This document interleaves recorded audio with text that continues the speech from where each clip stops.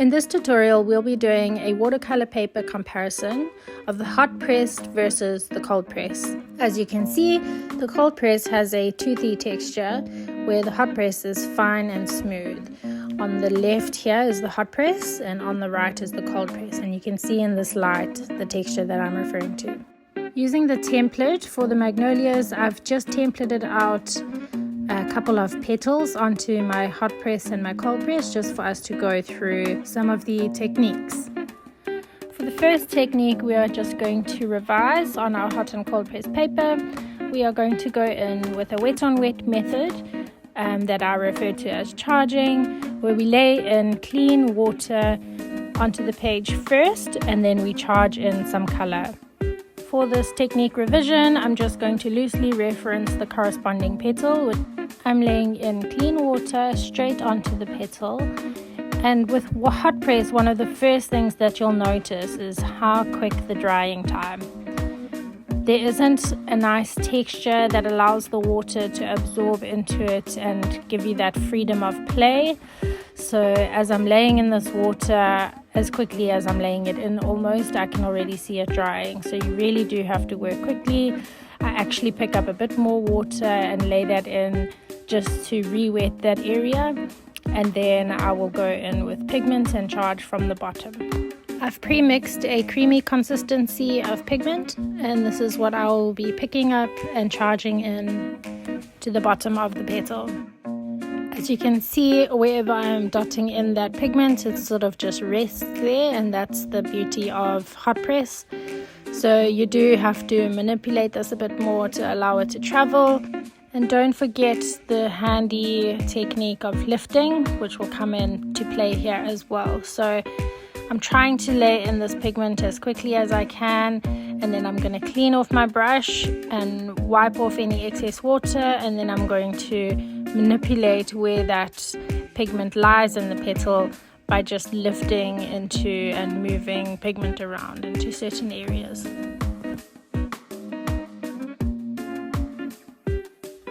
So now I've rinsed off my brush, I'm going to wipe off the excess water, and I'm going to manipulate what I can in that petal by moving. So I've kind of prepared a little bit of water into the white of the petal, and now I'm going to blend from the pink into that white section, so it's a softer bleed into rather than a harsh line. So hot press watercolor paper is quite nice for layering in gentle layers, and this is why, as the paint has already started drying, I'm starting to come in with another layer of pigment just to darken up that area where I need it a little bit more. I'm mixing a little bit more of a lighter pigment just to go into the white section, and then I'm going to blend that out with the lifting technique just to add a bit more color, but not too much that it makes the whole petal pink.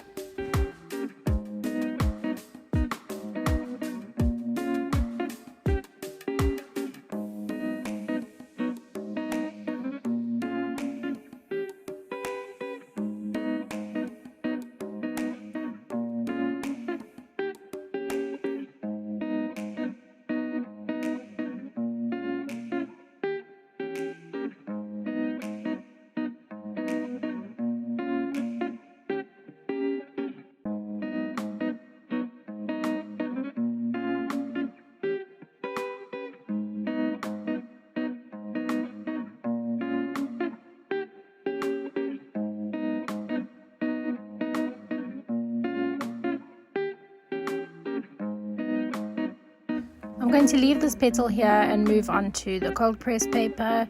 I'm just going in with a clean damp brush. It's got a bit of water in, and I'm obviously laying in my first wet layer where we are going to go in and practice the same technique but on the cold press. So we'll be practicing charging onto the cold press paper.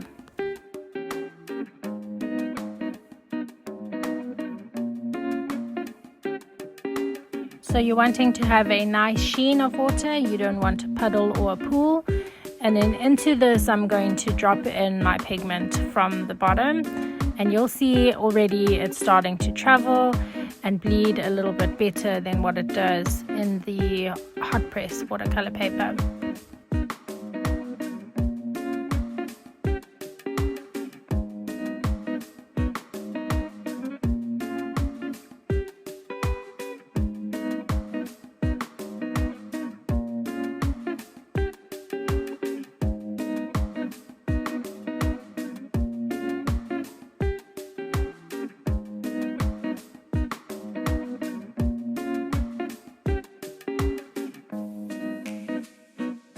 I'm going to pop in a little bit of my light wash as well, just to bleed into this area of the petal. And then I'm going to be using my lifting technique just so that we have smoother transitions between the gradients.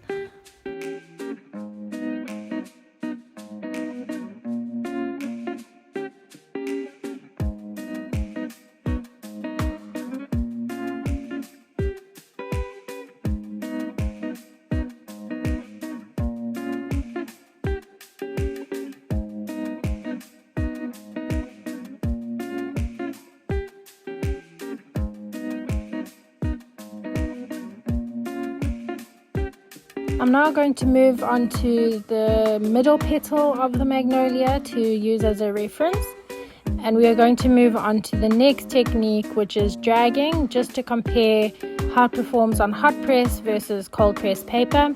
So I'm going to lay in my darkest pigment first, and then I'll be picking up or rinsing off my brush, picking up a bit of water and wiping that off onto my paper towel so as not to have too much, and then I'm going to be dragging that into the dry area of the petal, moving the pigment from the bottom to the top.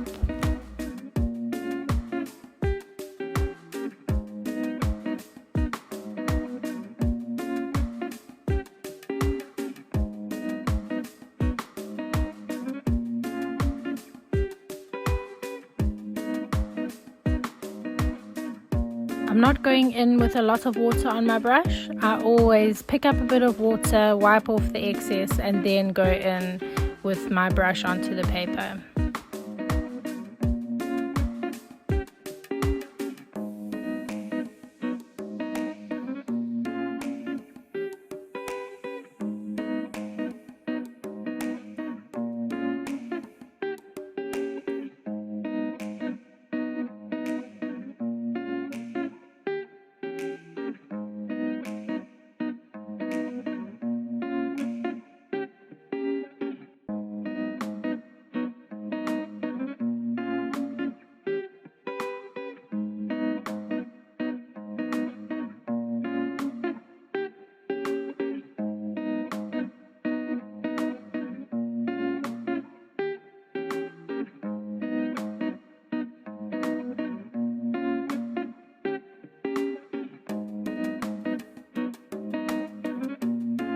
Using a clean damp brush, I'm going to try activate this little section of the magnolia just to spread that pigment out a little bit more so as not to have as harsh a line.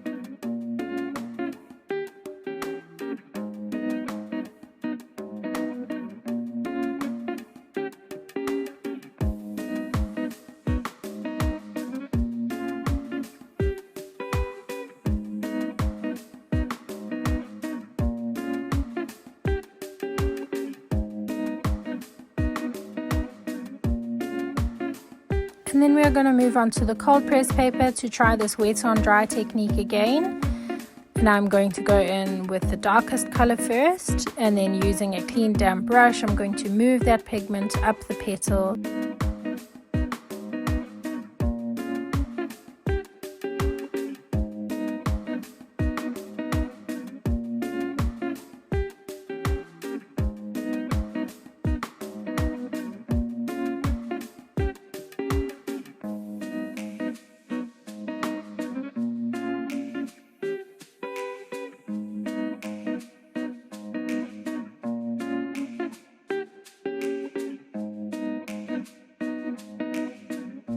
So here I'm going to clean off my brush, wipe off the excess water, and this is where I'm going to prepare this portion of the petal with a bit of dampness so that when it meets that pigment it has water to travel into.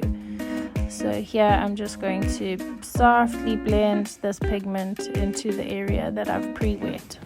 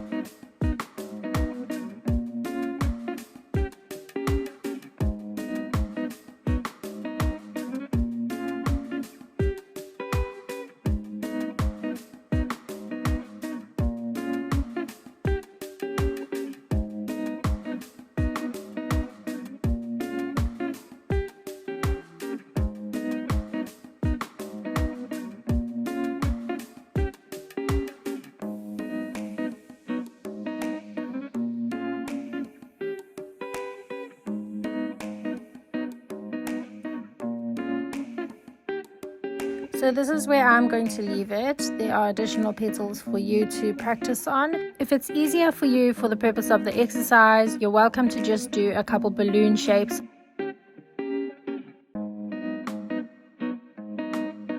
for you to practice these techniques on. So I'm not going to be painting the two magnolias with you. This is your time to experience the two paper types at your own speed. So I want you to just take note of how you feel about hot press versus cold press and what you might find your preference to be.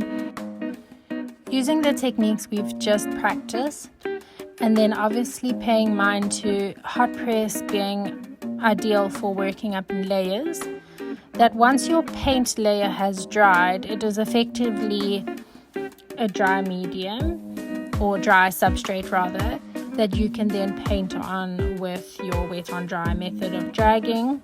So if you want to glaze in more shadows or contrast, you can still apply that method, and it actually works better on hot press than it does cold press because it doesn't reactivate the layer underneath as much as it would on cold press. So I find there are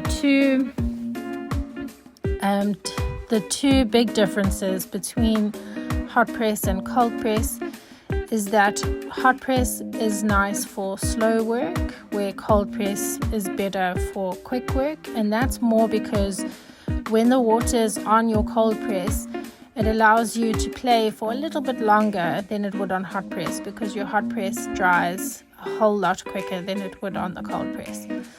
So with your hot press, you do have to work quickly, but because you have an opportunity to work in gentle layers, you can take your time in terms of the whole composition. Whereas cold press, you have a greater opportunity for working quicker because that water takes a little bit longer to dry. You can go in a little bit darker with your layers first.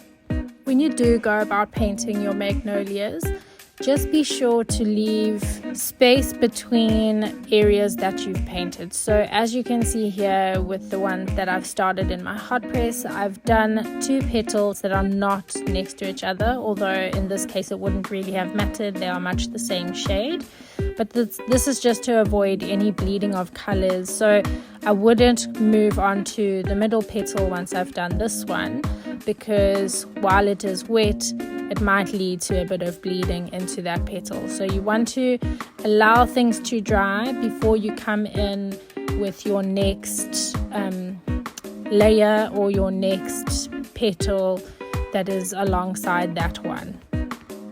What I mentioned in class as well is that if you feel like you've hit a good run on either kinds of paper, so if you've hit a good run painting on your hot press, to just continue on that run, because they are very different substrates. So you might get a bit frustrated with having to keep adjusting between hot press and cold press and how you go about painting it. So if you do hit a good run painting on your hot press or your cold press paper, just carry on painting that flower and then move on to the next one when you feel ready that you can make that adjustment. I'm looking forward to seeing the outcomes of your magnolia flowers, and if you run into any problems, please will you send me a message and I will help you troubleshoot.